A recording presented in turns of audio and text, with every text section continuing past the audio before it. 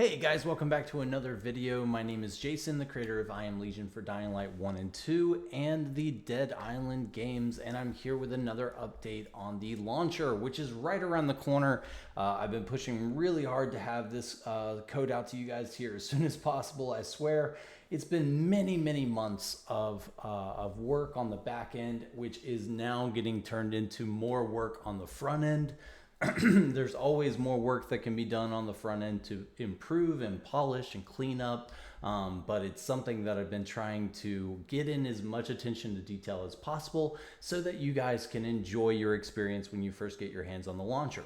Now what I'm trying to do is get a beta launcher set up for you guys so that you can answer a question for me. So what I've been trying to actually prove on this side is, can I get the code robust enough to where auto healing can be done for the community automatically for large mods like I Am Legion, and in the future E3, the Renaissance team, whichever other groups may appear with use of these types of tools. So hopefully we'll see more here in the future. I am aware of another team who's working very hard to come up with some very fun things for you guys in the near future, but I'll let them share that with some of their new discoveries. But to go ahead and showcase what I've been working on. So some of this stuff's pretty geeky, so I apologize if some of the details aren't super exciting on the mod side, but they are exciting from a development side. So I'm gonna go ahead and dive in. So what I've started working on is restoring the installer. So the installer system is now hooked up to where it's still missing some parts that I'm still trying to pull in, and it's going to get more complex with the new updates coming up. So once the new updates continue to roll out for all the changes and the refactoring that I'm doing to the I Am Legion Reborn mod for all the different games, a lot of these things are going to change. But essentially what I'm trying to set up in the code in the back end is this ability to support content created both by the community and by myself, so that you can go in here and very easily, same as before, select your modules, select your difficulty, identify which ones are compatible, which ones are not, read the descriptions, go check out a YouTube video on what that module does, and then head over to the install page and be able to very quickly install. So the idea here is that if you've gone through and selected a bunch of different things, it's still got some bugs. As you can see, we have multiple entries for the same thing. There's little things that I'm doing to round out all these edges before this goes out, but the idea is that now when you press this, we do have the restored installer. So if we do go back over to our PH source folder and we go ahead and hit the install button, I've set up everything to where the goal that I've been trying to establish is trying to get as much of the threading and async set up to where your installer still works and all of this happens in the background, so that it doesn't max out the system, so that you can kind of keep updated on what it's doing, how it's doing it, and it will install all these new selections into, in this case, into our data 3 and into our data 2. So it just installed all those modules and modifications into the actual game. If you want to see it again, we can actually wipe these out and we'll go ahead and hit install again. And what it's doing is it's using the original released edition that I had for Python, where it's going and it's actually gathering all the files and it's essentially combining those for you.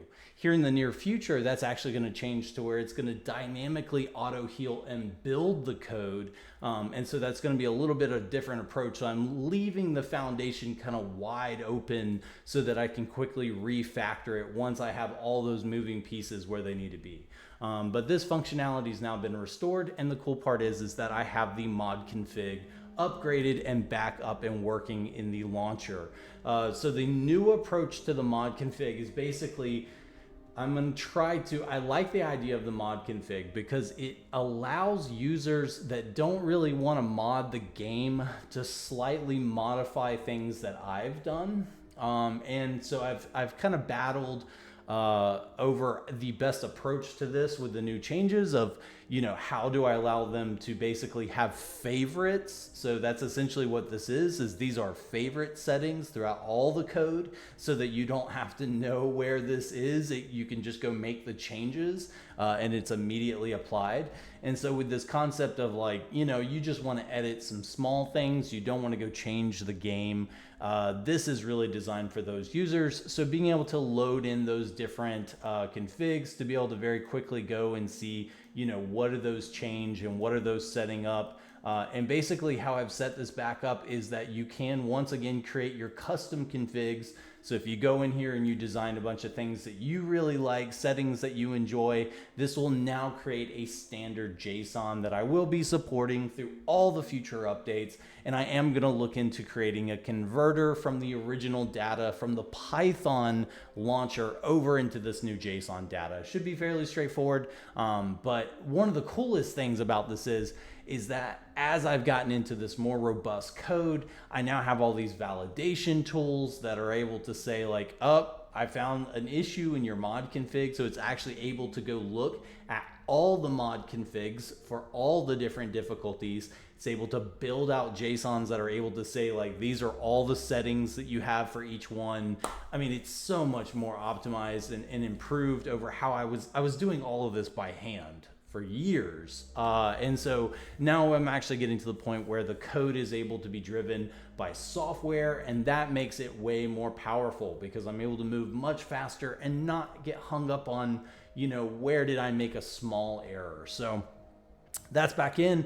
The idea of making these changes and immediately saving it into the config is back. So if you go in here and you want to change one of these small details and hit apply to the pack, it will actually go and save these files directly into your pack file. So I am still working on how can we set this up to where it's, really obvious. So I don't have the little pop-up, the progress pop-up, because it's so fast. I mean, that's actually one of the cool parts is that now with threading and all the things I'm doing in here, it's basically immediately saving it into that file. And so all of these things are able to work cohesively in the background. So it's not locking up the Python executable anymore. It's not, making these long calls. It's able to move very fluid. And so that actually brings me over to this next part. So on the back end, what happened is that basically I went from multiple projects across multiple tools, multiple different things that I was trying to get together to trying to now come back and unify all this code. So instead of it just being for Dying Light 2, actually going in there and saying, okay, let's start making spawn IDs for Dying Light. Let's start making news and modules and events and all the different parts of it for the Dying Light game as well, for the Dead Island games, so that when you go and you select the different options, it's actually loading in the modules for that different game. So I know the images are the same right now because I haven't designed new images, but this new data is actually the data for Dying Light 1, so it's no longer for Dying Light 2. I've also added the option to add reshades, so I'll have official reshades for each game, potentially a couple of different options, so if you want to change between those. And so this will now drive forward based on the games that you have installed. So that installer system is going to be hooked up. So the mod config part is still always just loading Dying Light 2 because it's the only one that's been currently set up. So before this goes out, I'll also have the mod config for Dying Light 1 also driven by this system as well. It's just currently always looking to a specific folder and loading that in for Dying Light 2. So still a little hard-coded, a little bit that I need to improve before we launch this out. Next is the mod tools. So the next biggest part of this is that essentially what I was trying to get set up, for those of you who saw my last video, basically we now have the Nexus pulling into here where we're able to go and very quickly see all the mods that are on the Nexus for each one of the games. So if we want to go in here and see what's available for Dead Island, if you want to see what's available for Dying Light, you can immediately go get an idea of what kind of mods you're trying to find. Some don't have images, some are missing information. I'm still working on trying to, populate those as best as possible while not kind of going overboard. But the goal here was not just to have a little mod browser, like that's cool that you can launch, your browser and actually go see. But the idea here was actually how does that move over to interpreting what mods you have installed. So that's when I came up with the concept of actually having a mods folder in every game. So as you actually install the different games, install or validate the different games in the launcher, it creates a mods folder where you can actually go drop the different zip files, 7-zip, WinRare, whatever it is. You can drop those in, and then the mod manager will now see those mods actually inside those folders. And what that will allow you to do is now convert them from the standard version of the mod, the ones that you know from the Nexus, over to this new code that I've written that makes them auto heal merge friendly.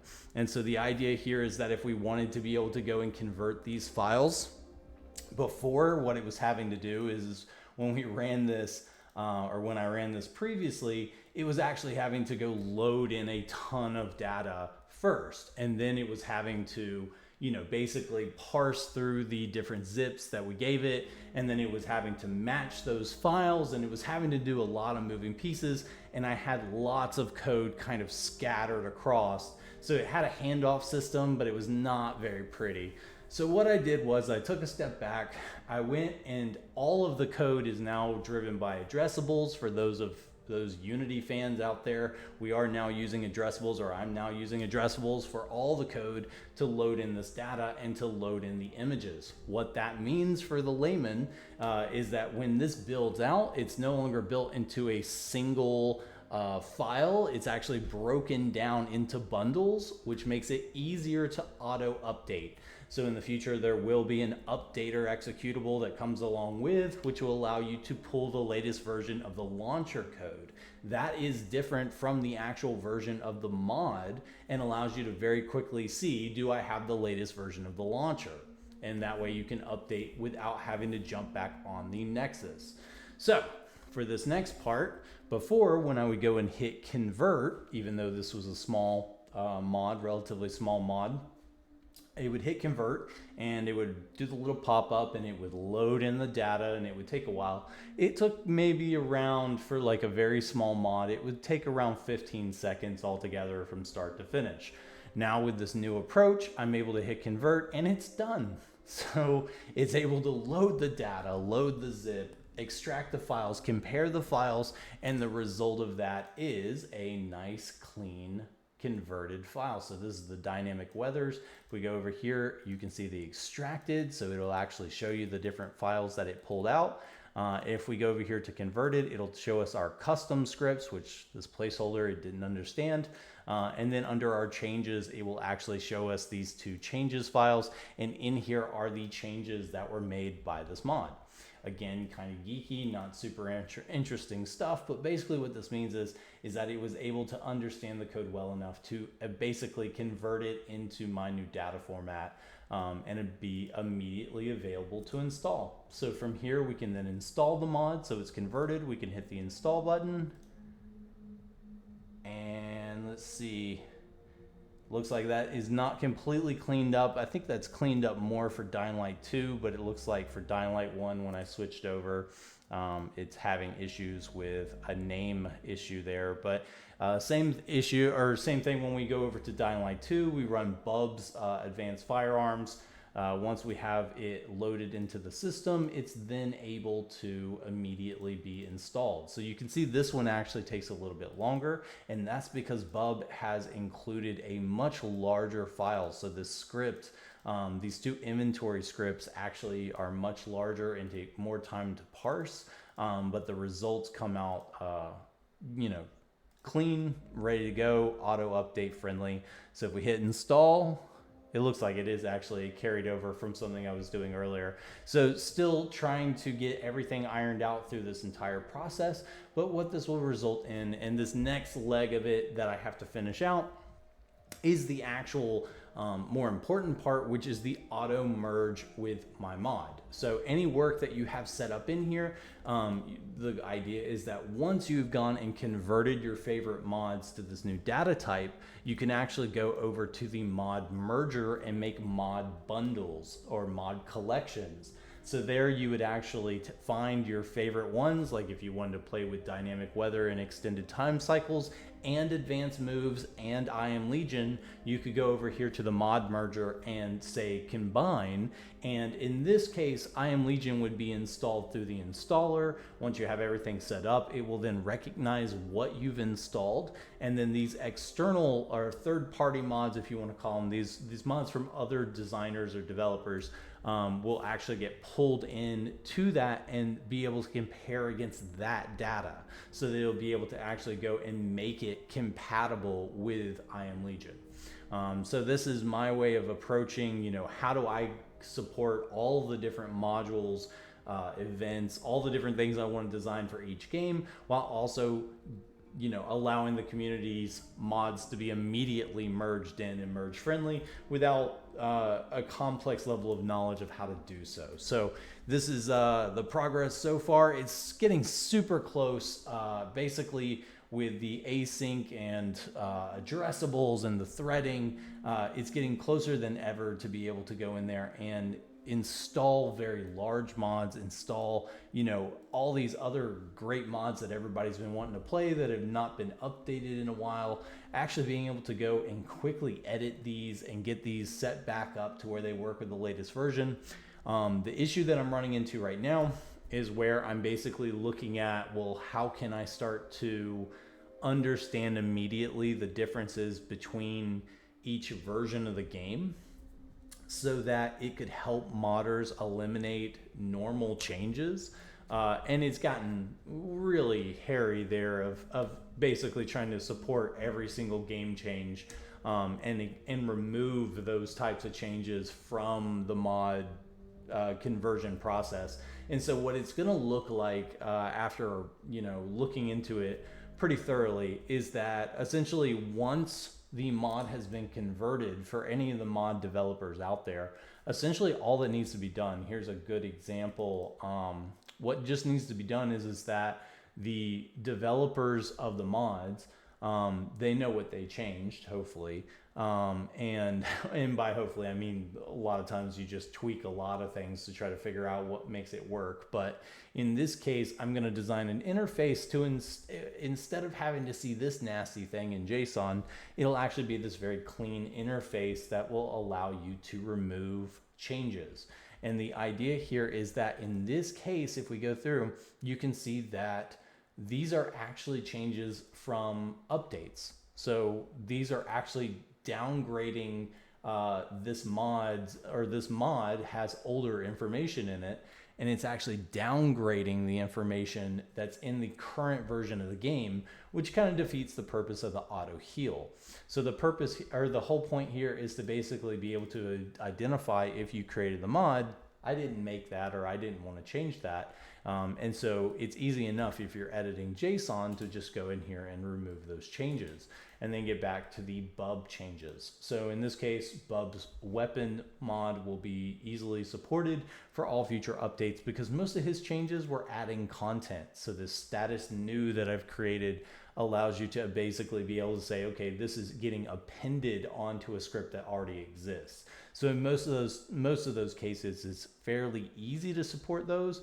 The challenges do become if they have outdated references. So I'm still working on validation systems and other things that can basically go in there and say, if they're trying to apply a value, or they're trying to apply something that no longer exists in the code, it can actually immediately let them know that, for example, if they removed required item, or they remove some reference, it's actually able to either remove it or alter it so that in the future these definition files, which is a completely different system, are able to help support the modders by saying, I know what you made this change to be originally.